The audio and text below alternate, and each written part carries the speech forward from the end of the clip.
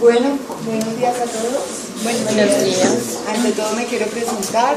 Yo soy Inés Elvira Murcia, soy pediatra de la Universidad del Rosario. Hice mi residencia de pediatría en el Hospital Infantil, en el Lorencita Villegas, cuando todavía estaba vivo.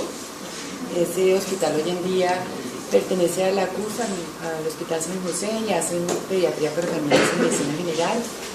En la época en que estudiábamos en el infantil, que es para ustedes seguramente prehistoria total, teníamos un servicio de nefrología muy importante en Colombia.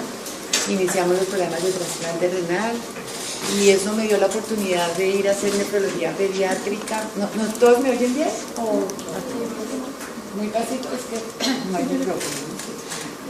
Me dio la oportunidad de ir a hacer nefrología pediátrica en París, en el Hospital de Niños de París, en el Enfant Malade. Ahí tuve la experiencia y aprendizaje de trasplante renal y de otros temas. Y hoy lo que quiero hacer es tratar de transmitirles en una forma muy fácil, muy comprensible, obviamente conceptos que pueden sonar un poco etéreos de la nefrología, sobre todo el biomédulo, de todo eso. Me imagino que ustedes me cuentan, si no, ya han revisado fisiología renal en medicina interna, lo han visto seguramente en adultos, según me contó la doctora Tobar, y quiero simplemente reforzar algunos conceptos básicamente del biomédulo, porque vamos a ver patología glomerular primero, y quiero que sepan que si tienen preguntas, me levantan la mano y me dicen. Si no entienden algo, me preguntan. Espero de aquí a las 12 del día que salgan con conceptos claros. Si ustedes le ponen mucha atención a esto y lo discuten y lo entienden, casi que tienen las preguntas del parcial listas para la semana entrante. Pueden complementar obviamente con los artículos que mandamos, pero voy a tratar de ser muy concisa para que les quede claro los aspectos fundamentales de estos temas en el niño.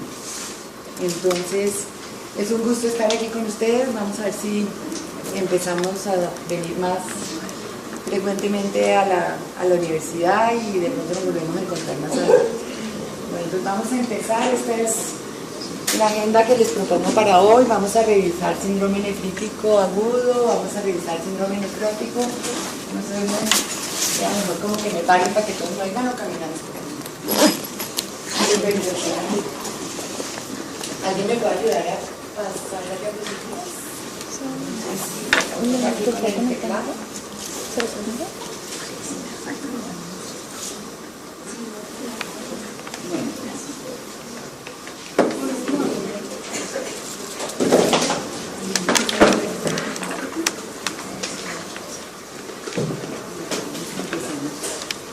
¿Cuál es el objetivo de la clase de hoy? Es revisar un poquito cómo se comporta la membrana de filtración glomerular en las nefropatías, qué es lo que le pasa, y revisar los dos síndromes renales más frecuentes en los niños, que son el síndrome nefrítico agudo y el síndrome nefrótico idiopático. Esos son los dos temas fundamentales de la próxima hora más o menos. Les tengo esta información. Yo les envié los dos artículos que tienen colgados, vienen del libro de guías de pediatría práctica basadas en la evidencia, que hay varios capítulos escritos por nefrólogos, todos pediatras colombianos. Estoy yo, está la doctora Natalia Mejía, el doctor Jorge La Cruz, y si no necesitan, yo tengo este libro que son los enfoques en nefrología pediátrica, que hizo la doctora Consuelo Restrepo de Roberto. Es una nefróloga pediatra muy importante en Colombia, que ya vive en Cali, es profesora de la Universidad del Valle, y si tienen alguna inquietud adicional me mandan un mensajito, me avisen y yo les puedo conseguir alguna fotocopia de eso. Entonces, antes de entrar en el tema, recuerden que el glomérulo es esencialmente una estructura vascular que está conformado de la siguiente forma: la arteriola aferente, que se entra y forma un ovillo, que es el ovillo glomerular, que son capilares, y esto termina en una arteriola deferente, y aquí es por donde entra la sangre y sale nuevamente después de haber sido filtrada y pasa formado el primer paso de la formación de orina, que es el filtrado glomerular, que pasa del sistema intravascular hacia la parte urinaria, que es la cápsula de Bowman, y luego el túbulo contorneal proximal, donde empieza todos los mecanismos renales fisiológicos que van a dar lugar a la orina definitiva. Pero el primer paso, obviamente, es la filtración glomerular. La filtración glomerular está determinada histológicamente por una membrana, que es la membrana basal glomerular. Esta membrana basal glomerular está compuesta esencialmente por unas células endoteliales, una membrana basal propiamente dicha y unas células epiteliales, todo esto dentro de una matriz mesangial. Entonces, la sangre filtrada debe pasar esta barrera y, como ustedes bien saben, la orina es un ultrafiltrado del plasma sin proteínas o virtualmente libres de proteínas. Entonces, las proteínas se quedan por aquí y vuelven a circular. ¿Cuáles son entonces las células que se pueden afectar cuando hay una enfermedad glomerular? Son todas estas, la endotelial o la membrana basal o la epitelial, o inclusive todo el complejo del mesanquio, que es como el soporte donde están nadando todas estas células. Esta estructura puede afectarse por muchísimos mecanismos y lo hace, al igual que en otros sistemas, a través de mediadores de inflamación, con toda la cascada de inflamación, con consumo de complemento, liberación de linfoquinas, de sustancias vasoactivas, etc. Entonces, ¿cuáles son los factores que pueden llegar a dañar estas células que conforman la membrana basal del glomérulo? Hay factores inmunológicos dependientes de linfocitos T, de linfocitos B, tanto por inmunidad mediada por células o inmunidad humoral. También, obviamente, como les decía, el riñón es un sitio, como es tan vascularizado y su estructura fundamental es vascular, es sujeto a respuestas inflamatorias importantes, mediadas muchas de ellas por consumo de complemento. Esto es importante que lo recuerden porque lo vamos a ver más adelante. El complemento llega a ser un examen básico para tomar decisiones terapéuticas en casos de glomerulopatías en niños. También el glomérulo se afecta no solamente por el ambiente externo inmunológico, sino también cuando hay, por ejemplo, en la diabetes, la hiperglicemia, la diabetes tipo 1, la diabetes tipo 2, todos los mecanismos hemodinámicos de la diabetes también pueden llegar a lesionar la estructura, y evidentemente la hipertensión arterial, que puede ser generada en el riñón o puede ser secundaria a una enfermedad renal, o puede agravarse por una hipertensión arterial. O sea, el riñón es, en el sentido de la hipertensión arterial, el órgano de choque, uno de los órganos de choque más importantes y de los que más contribuyen a la fisiopatología y al agravamiento de la hipertensión arterial, tanto en niños como en adultos. Obviamente todos los procesos que ustedes me imagino que han revisado en clases de fisiología renal, de hiperfiltración.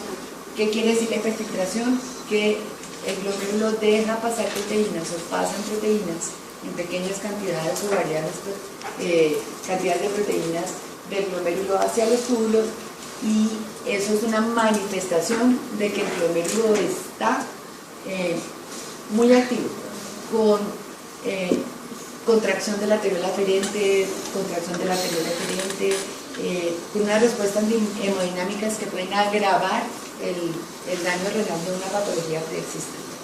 Entonces, como ustedes ven, los mecanismos son múltiples, Vamos a revisar hoy fundamentalmente mecanismos inmunológicos y de inflamación del complemento, porque vamos a hablar de glomerulopatías. Sigamos y les voy a explicar.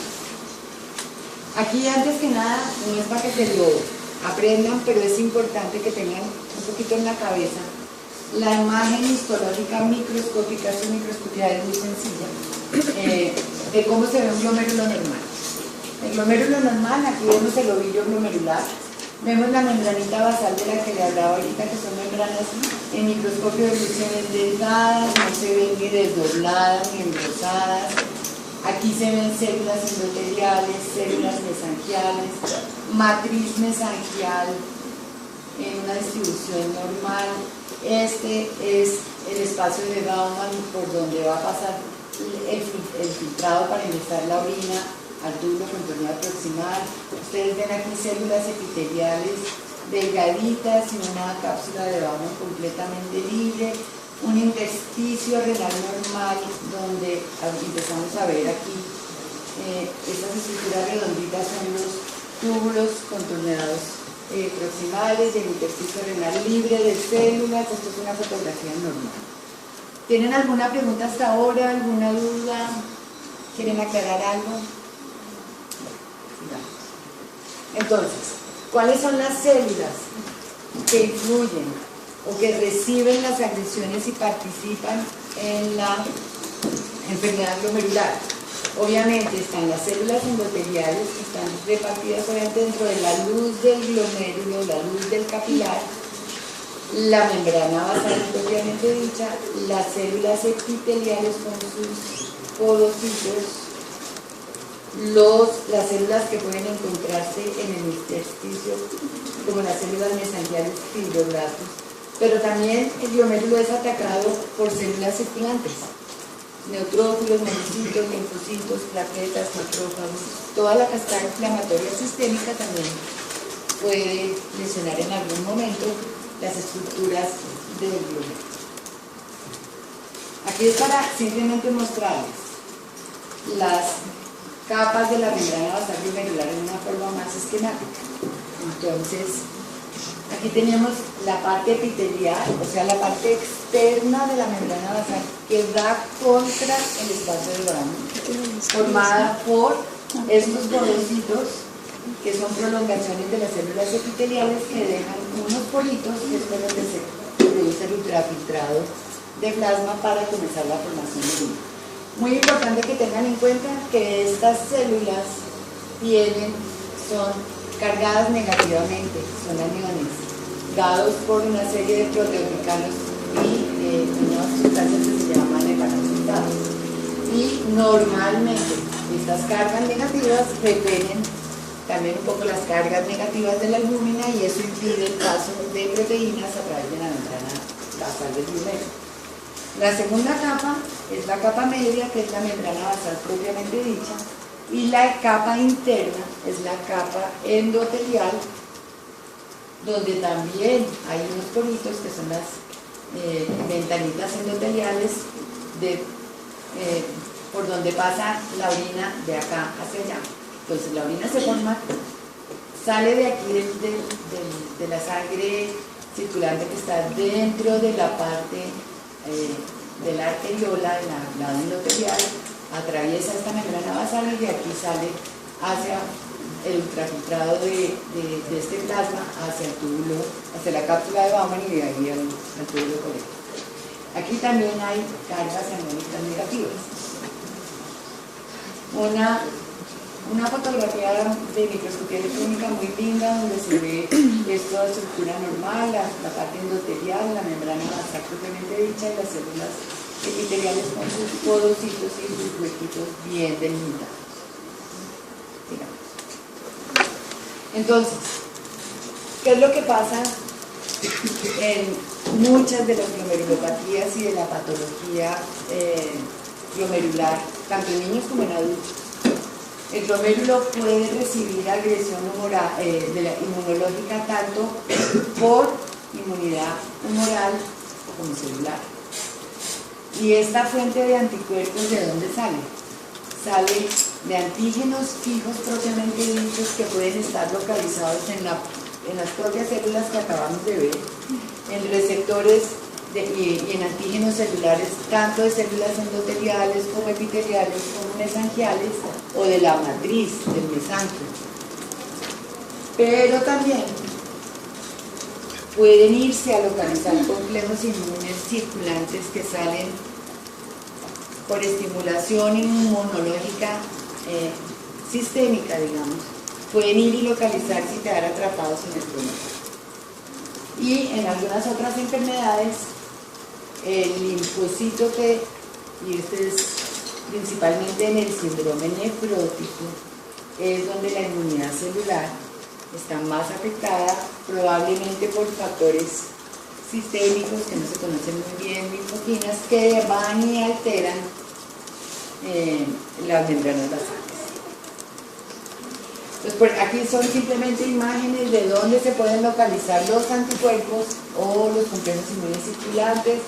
Se pueden localizar tanto en los podocitos y en las células epiteliales, se pueden localizar muy cerca de la membrana basal o al lado dentro de la membrana basal del lado epitelial hacia afuera, pueden localizarse en el lado endotelial o contra las células endoteliales.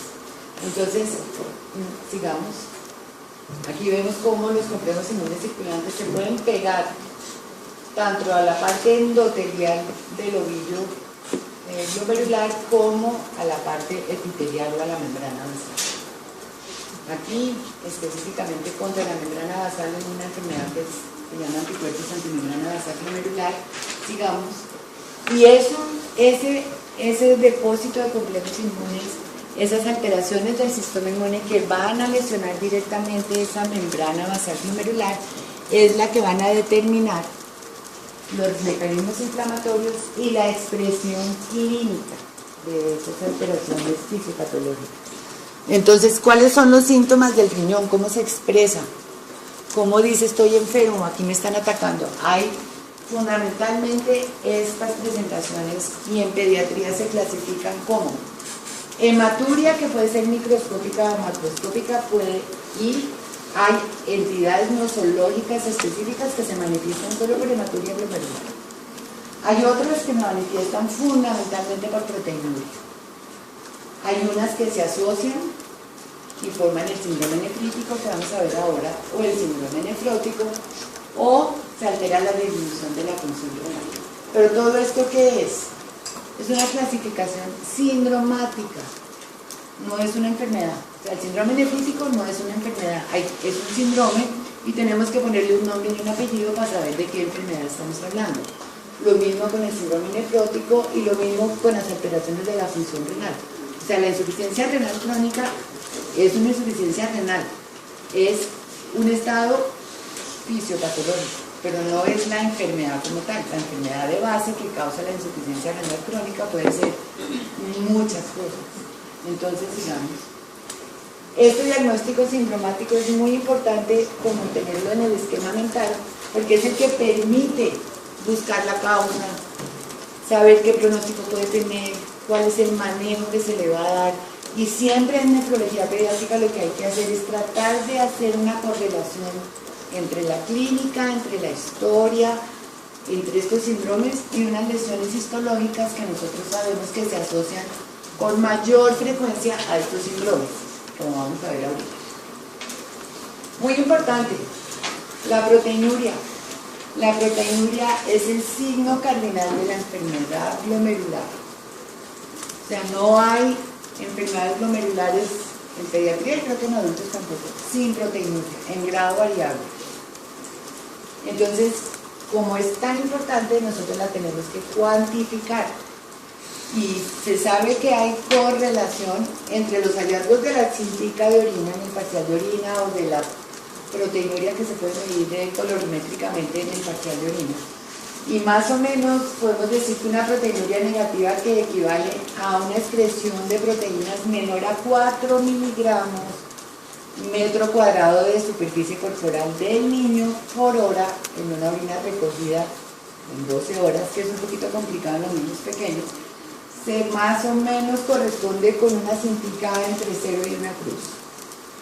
La proteinuria leve a moderada se ubica entre 4 y 20 miligramos metro cuadrado hora. Se correlaciona un poco a unas cifras de